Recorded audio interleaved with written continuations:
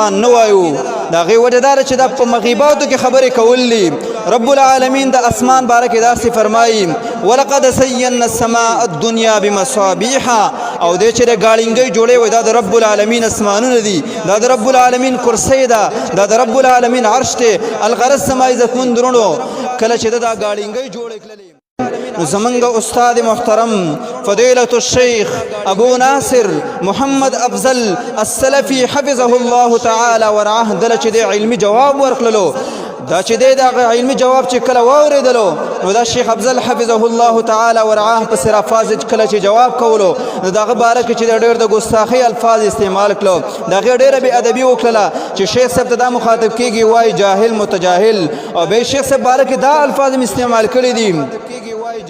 چې تا سبق صحیح نه دی ویل راشه زمونږ مدرسو کې داخل شه. نو موږ دې رحم الله ګاډری ته وایو، من دې رحم الله بدعتي ته وایو. ته چې دا کومې خبرې کوې چې راشه زمون سره مدرسه کې داخله وایي زمونږ استاد محترم ته وایي. نو موږ وایو دا سوچ ته مه کوه چې شیخ صاحب محترم له ته داسې دعوتونه ورکوي چې ستا موږ مدرسې ته راشه زمون سره شاګرد شه او زمون نه چې دا شی نه یاد کا. والله العظیم د شیخ صاحب محترم علمیت هغه د چا نه پټ فنا نه دی که یو انسان وایي چې شیخ صاحب علمیت څنګه دی، دا انسان به داسې کار کوي لکه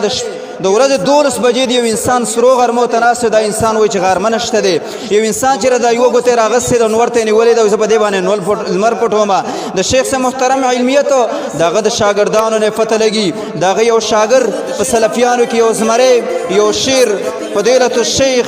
مناظر الاسلام ابو عبد الرحمن ریاض الله الدیری حفظه الله تعالی ورعاه چې دا غي علم چې دی ستاسو مبتدعين منل دی والفضل ما شهدت به الاعداء. دا غد علمیت اقرار الحمدلله نن چې د عربن او عجمن خلق کوي، شمالن او جنوبن کوي،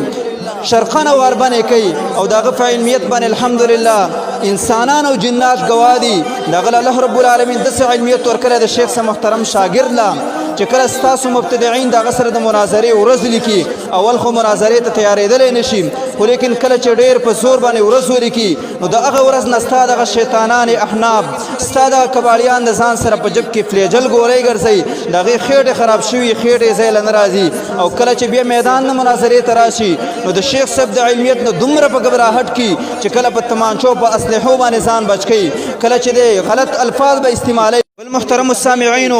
چې څوک د رب العالمین د عرش نه انکار کوي، څوک د چا د عقیده نه چې رب العالمین په عرش مستوی نه دی، دا انسان چې کافر دی. او دا مونږ نه وایو بلکې دا د خلکو